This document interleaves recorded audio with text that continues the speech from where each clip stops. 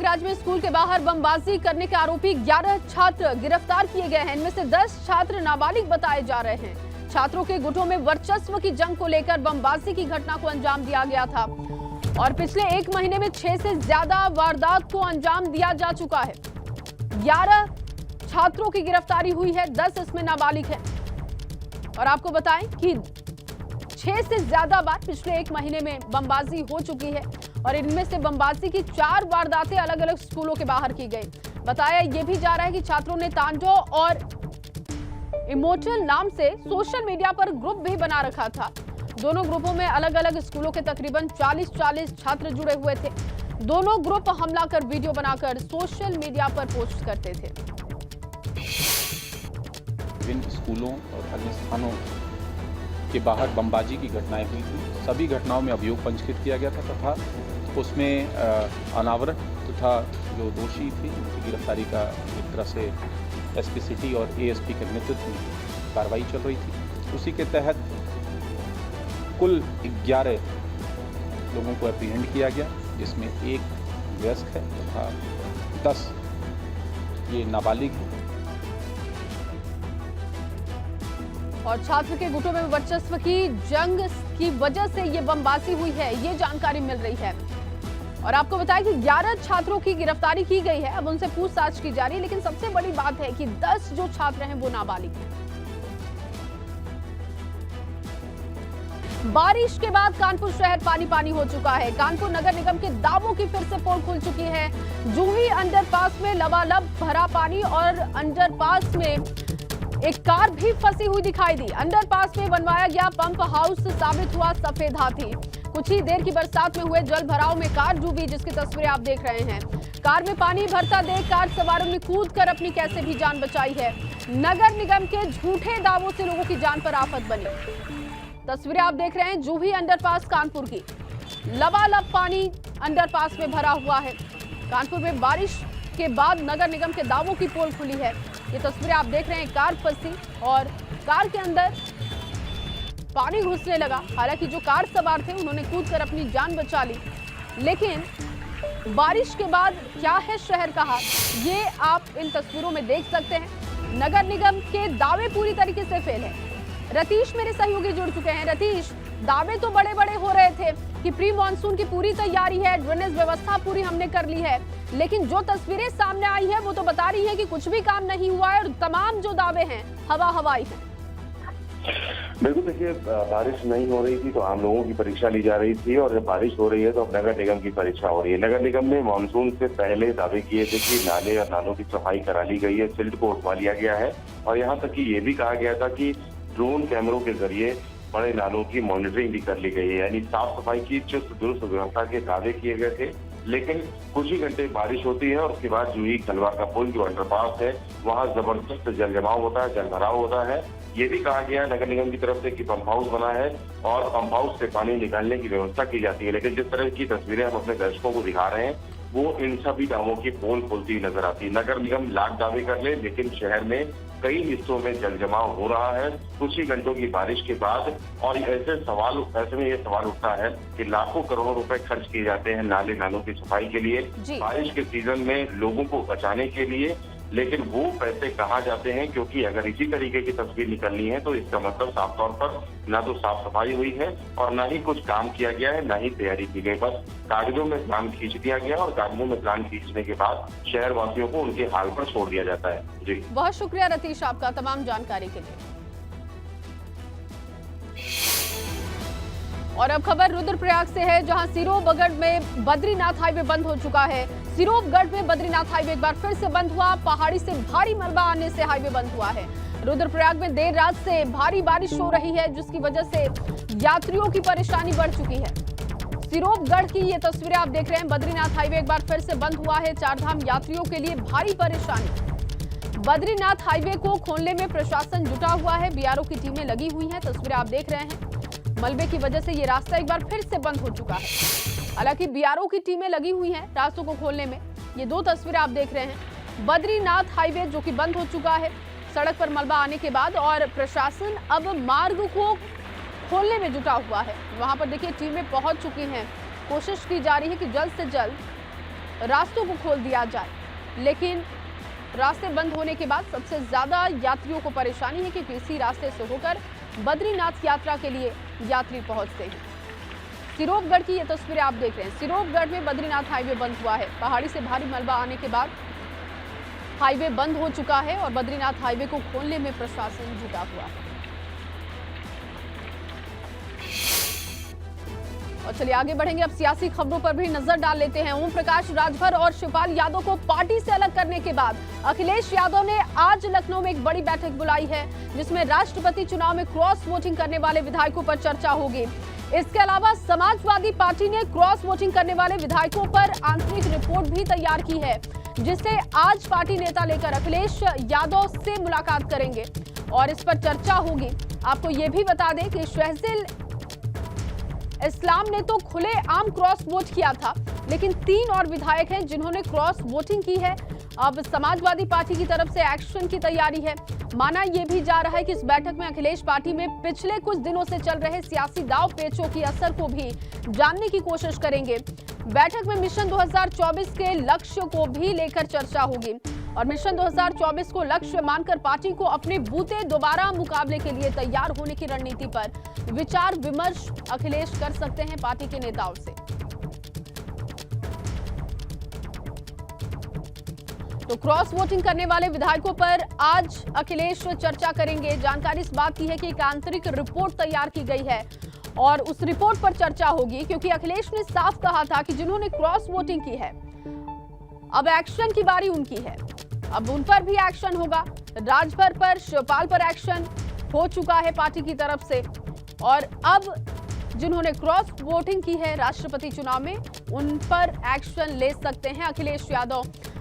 और अनुभव मेरे सहयोगी लखनऊ से जुड़ चुके हैं ज्यादा जानकारी के साथ। अनुभव बताइएगा, क्योंकि आज ये बैठक होने जा रही है और बताया तो जा रहा है कि इसमें जिन्होंने क्रॉस वोटिंग राष्ट्रपति चुनाव में की उनके नाम आंतरिक रिपोर्ट में सामने आ चुके हैं, लेकिन आज उस पर चर्चा होगी। तो क्या अब तक आपके पास जानकारी आ पाई है कौन से वो 3 और विधायक हैं जिन्होंने क्रॉस वोटिंग राष्ट्रपति चुनाव में की?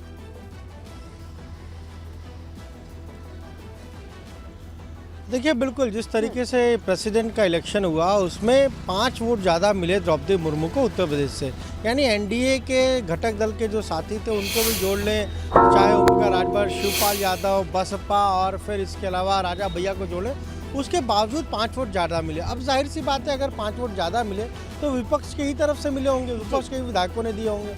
इसके बाद जब ये सारा रिजल्ट आ गया, उसके बाद समाजवादी पार्टी ने अपना एक हम कहें इंटरनल रिपोर्ट तैयार की। उसमें हर एक चीज़ को लिखा, ये भी लिखा कि बीजेपी के कितने विधायक हैं, कितना वोट उनका अपना दल का है, कितना निषाद पार्टी का है, सारी चीज़ें जोड़कर वो 282 हो रहा था और 287 वोट मिले। फिर उन्होंने अपने भी वोट काउंट किया और चूंकि जो उनके इलेक्शन एजेंट थे वहाँ उस दिन अतुल प्रधान थे और एक और विधायक थे, 2 लोग इलेक्शन एजेंट थे, उन्होंने जो कुछ जानकारी दी होगी उसी के आधार पर रिपोर्ट तैयार की। उसमें ये पता चला कि 5 वोट पाँचों जो है वो समाजवादी पार्टी के नहीं है, एक उसमें दूसरे दल के हैं और उस विधायक ने भी कहीं ना कहीं क्रॉस वोटिंग की है, लेकिन समाजवादी पार्टी के 4 विधायकों ने क्रॉस वोटिंग की है, इतना उनको जानकारी मिली। और उसमें शहजील इस्लाम तो सबको पता है वो किस तरीके से शिवपाल यादव के साथ गया, उन्होंने तो खुले तौर पर क्रॉस वोटिंग की। अब जब समाजवादी पार्टी ने व्हिप जारी की थी, उसके बावजूद अगर कोई ऐसा कर रहा है तो उसके खिलाफ कार्रवाई तो पहले ही कहा था कि होगी। शिवपाल यादव और ओम प्रकाश राजभर दोनों को चिट्ठी जारी करके कह दिया कि आप स्वतंत्र हैं। आज जो बैठक होगी उसमें कुछ महत्वपूर्ण लोगों को ही बुलाया गया है और इन्हीं सब चीज़ों पर चर्चा होगी, कौन लोग हैं, क्या वजह रही, क्या कुछ कार्रवाई की जाए, इन सारी चीज़ों पर चर्चा होगी। पहले ये 26 तारीख को यानी बीते कल ये होनी थी, लेकिन अखिलेश यादव 2 दिन कन्नौज में रहा और कल शाम को तकरीबन 4:30 बजे के आसपास वो वापस लौटे हैं। इसलिए ये कहा गया कि देखिए, बहुत बड़ी कोई बैठक नहीं है कि सबको बुला लिया है, सारे विधायकों को बुला लिया। जो लोग इससे जुड़े हुए हैं यानी पार्टी के प्रदेश अध्यक्ष हैं, कुछ और पदाधिकारी हैं, उन लोगों को बुलाया गया है और जिन लोगों ने रिपोर्ट तैयार की या हम कहें जिन लोगों ने राष्ट्रपति चुनाव में महत्वपूर्ण भूमिका निभाई, उन लोगों को बुलाया गया है। वो लोग जाएंगे, जो अपनी रिपोर्ट है उस पर वो सौंपेंगे अखिलेश यादव को, बात करेंगे और उसके बाद क्या निर्णय होगा ये काफ़ी महत्वपूर्ण होगा, क्योंकि अखिलेश यादव किसी को भी अब इस तरीके से जिसने भी हम कहें कि क्रॉस वोटिंग की, किसी को भी ये नहीं है कि छोड़ा जाएगा, यानी सबके खिलाफ कुछ ना कुछ कार्रवाई होगी। हो सकता है कि चेतावनी दी जाए या फिर कोई ऐसा एक्शन लिया जाए जो दूसरों के लिए भी अगर हम कहें तो एक मैसेज हो। बहुत शुक्रिया तमाम जानकारी के लिए अनुभव आपका। आगे भी आपसे अपडेट लेंगे, फिलहाल के लिए शुक्रिया। आगे बढ़ते हुए बड़ी खबर भदोही से आपको दे दें। विजय मिश्रा के बेटे विष्णु मिश्रा की आज पेशी होने वाली है। भदोही जिला न्यायालय में ये पेशी होगी। आपको बताएं कि विष्णु के खिलाफ भदोही में 8 मुकदमे पहले से दर्ज हैं, जिसमें सामूहिक दुष्कर्म सहित 4 मामलों में चार्जशीट दाखिल हो चुकी है। और बता दें आपको कि विष्णु मिश्रा को 2 दिन पहले ही यूपी पुलिस ने पुणे से अरेस्ट किया है और उसे लेकर भदोही पहुंची है। बताया ये भी जा रहा है कि उसे लखनऊ मुख्यालय भी लाया जा सकता है। फिलहाल स्थानीय पुलिस कुछ भी बताने से कतरा रही है, लेकिन आज उसे सीजेएम कोर्ट में पेश करने की तैयारी है। तो सामूहिक दुष्कर्म सहित 4 मामलों में चार्जशीट दाखिल हो चुकी है। 8 मुकदमे भदोही में दर्ज है। और इसी खबर पर ज्यादा जानकारी के साथ नीतीश पांडे मेरे सहयोगी जुड़ चुके हैं। नीतीश, विजय मिश्रा के बेटे को आज न्यायालय में उनकी पेशी होने वाली है, क्या प्रक्रिया रह सकती है आज? देखिए 12 बजे के बाद का वक्त बताया जा रहा है और ये कहा जा रहा है कि जो वाराणसी एसटीएफ की टीम है वो भदोही 12 बजे के बाद पहुंच चुकी होगी और 12 बजे के बाद इनकी पेशी कराई जाएगी भदोही कोर्ट में। अगर आपको बता दें कि जिस तरह से बनारस भदोही में कुल मामले 1 दर्जन मामले, लगभग 1 दर्जन मामले दर्ज है विष्णु मिश्रा के खिलाफ। 1 लाख के इनामिया है विष्णु मिश्रा और पिछले कई दिनों से फरार चल रहे थे। जो मामले सामने आए थे सामूहिक दुष्कर्म के, उसके बाद जो पुलिस की टीम है इन्हें लगातार तलाश रही थी, लेकिन जो बाहुबली मिश्रा के बेटे हैं वो मुंबई महाराष्ट्र में मिले और उन्हें एसटीएफ ने गिरफ्तार किया। गिरफ्तार करके वहां पर रिमांड ली। रिमांड लेने के साथ ही आज इनकी पेशी होने वाली है। तो पेशी का इंतजार करना होगा, लेकिन संदेश साफ है कि जो क्राइम कर रहे हैं या फिर जो क्राइम में सक्रिय है, अगर आपकी बाहुबली छवि है तो योगी सरकार आपको बख्शने वाली नहीं है। यानी क्राइम फ्री यूपी का साफ तौर पर संदेश देने का प्रयास किया गया है, क्योंकि जिस तरह से विजय मिश्रा की बाहुबली छवि उत्तर प्रदेश के पूर्वांचल में खास तौर पर देखने में आती थी, चाहे वो प्रयागराज मंडल हो या फिर मिर्जापुर मंडल हो, वाराणसी मंडल हो, इन 3 मंडलों में विजय मिश्रा की छवि बाहुबली के तौर पर देखी जाती थी। उनके बेटे पर वो अगर बात करें तो विजय मिश्रा जेल में है, लेकिन उनके बेटे पर भी वाराणसी और भदोही सहित 2 जनपदों में 1 दर्जन मुकदमे दर्ज हैं और इन मुकदमों में अब आगे क्या कार्रवाई होगी ये देखने वाली बात होगी। लेकिन 1 लाख के इनामिया विजय मिश्रा के बेटे विष्णु मिश्रा की गिरफ्तारी हो चुकी है और आज इनकी पेशी होने वाली है। जी बहुत शुक्रिया नीतीश तमाम जानकारी के लिए। जब कोर्ट में पेशी होगी उसके बाद भी आपसे अपडेट लेंगे। फिलहाल के लिए आपका बहुत शुक्रिया तमाम जानकारी और अपडेट के लिए। और लखनऊ से अब बड़ी खबर आपको दे, डॉन मुख्तार के बेटे अब्बास अंसारी मामले में राहत मिली है। गिरफ्तारी के मामले में नाकाम पुलिस को कोर्ट ने थोड़ी राहत दी है। अब्बास को कोर्ट में पेश करने की बढ़ाई गई है तारीख। और आपको बताएं कि एमपी एमएलए कोर्ट ने पुलिस की अर्जी पर तारीख बढ़ा दी है और अब 10 अगस्त तक अब्बास को गिरफ्तार कर कोर्ट में पेश करने की मोहलत है पुलिस के पास। पहले 27 जुलाई यानी कि आज के दिन को तय किया गया था जब कोर्ट में अब्बास की पेशी होने वाली थी, लेकिन अब्बास अंसारी की गिरफ्तारी के लिए पुलिस लगातार छापेमारी कर रही है। फरार अब्बास अंसारी का अब तक पुलिस को कोई सुराग नहीं लगा है और ऐसे में कोर्ट की तरफ से पुलिस को थोड़ी राहत मिली है। 10 अगस्त का अब दिन बताया जा रहा है जब अब्बास को कोर्ट में पेश करना होगा।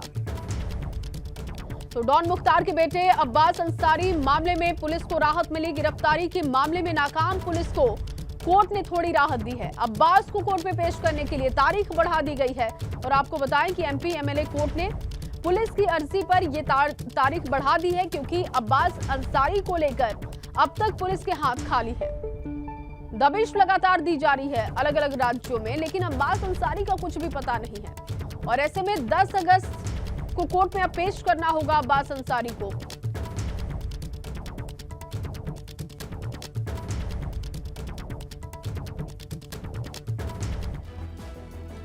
तो अब्बास को क्यों तलाश रही है पुलिस, ये जानना भी बहुत जरूरी है। अब ग्राफिक्स के जरिए आपको कुछ जानकारी दे देते हैं। देखिए, धोखाधड़ी कर शस्त्र लाइसेंस की दिल्ली ट्रांसफर कराए जाने का ये मामला है। 2012 में खुद को निशानेबाज बताकर इसने हथियार भी लिए थे। बिना सूचित किए लाइसेंस को दिल्ली ट्रांसफर कराया। लाइसेंस पर 2 राइफल हैं, 12 बोर की 3 गन खरीदी गई, एक रिवॉल्वर और एक पिस्टल भी खरीदी गई। और इसके अलावा कई बोर के 4,431 कारतूस और मैगजीन भी खरीदी गई।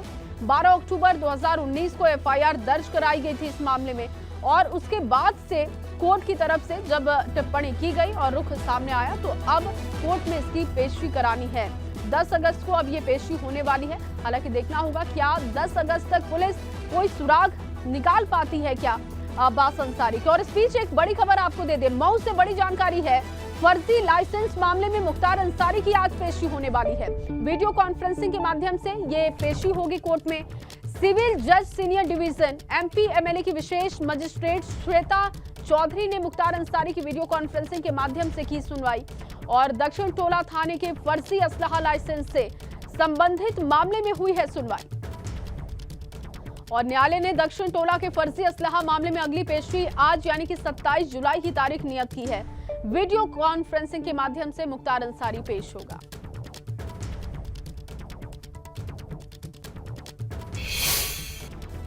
बाराबंकी से खबर है। बाराबंकी में गैस रिफिलिंग करते वक्त एक वैन में आग लग गई। इस आग में वैन पूरी तरीके से जलकर खाक हो गई। बताया ये जा रहा है कि वैन में अवैध तरीके से गैस रिफिलिंग की जा रही थी और गैस एजेंसी के लोगों की लापरवाही से यह हादसा हुआ। तस्वीरें आप देख सकते हैं। फायर ब्रिगेड के आने से पहले आग बुझा ली गई थी। स्थानीय लोगों ने मिलकर आग पर काबू पा लिया था। दो तस्वीरें आप देख रहे हैं, जब वैन में आग लगी उस वक्त की तस्वीर और जब काबू पा लिया गया उस वक्त की तस्वीर आप देख रहे हैं। बताया जा रहा है कि गलत तरीके से रिफिलिंग की जा रही थी जिसकी वजह से यह हादसा हुआ। यानी कि एक बड़ी लापरवाही सामने आई है। आग की वजह से वैन पूरी तरीके से जलकर खाक। गैस रिफिलिंग करते वक्त वैन में लगी थी आग।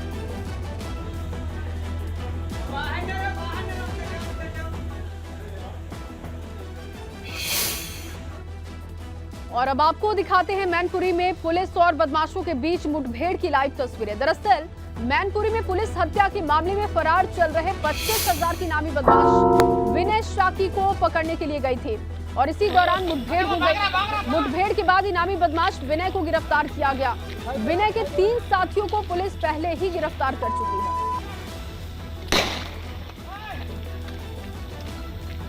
बदमाशों से मुठभेड़ की लाइव तस्वीरें सामने आई है। मैनपुरी की ये तस्वीर आप देख रहे हैं। 25,000 की नामी बदमाश को पुलिस ने गिरफ्तार किया है। विनय शाक्य इसका नाम बताया जा रहा है और विनय शाक्य के 3 साथियों को पुलिस पहले गिरफ्तार कर चुकी है। और मैनपुरी में जो मुठभेड़ हुई पुलिस के साथ उसमें पुलिस को कामयाबी मिली। 25,000 की नामी को पुलिस ने पकड़ा।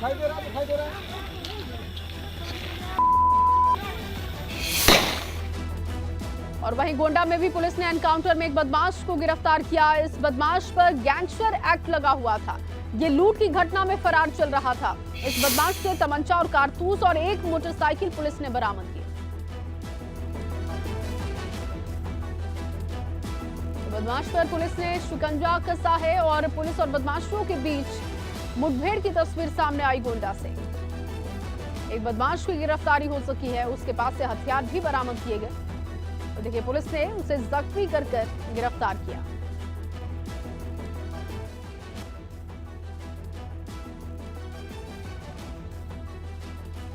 तो मुठभेड़ के दौरान एक बदमाश गिरफ्तार किया गया है जिसकी तस्वीर आप देख रहे हैं। ये 2 तस्वीरें, पहली आप मैनपुरी की तस्वीर देख रहे हैं जहां पर 25,000 की नामी बदमाश को काबू में किया गया।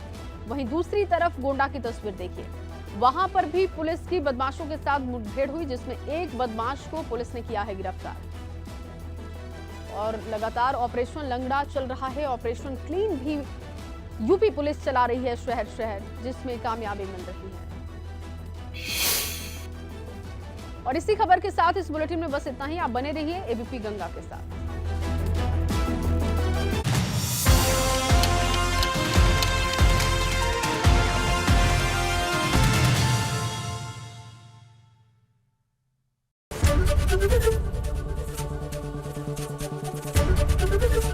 एबीपी गंगा, खबर आपकी, जुबान आपकी।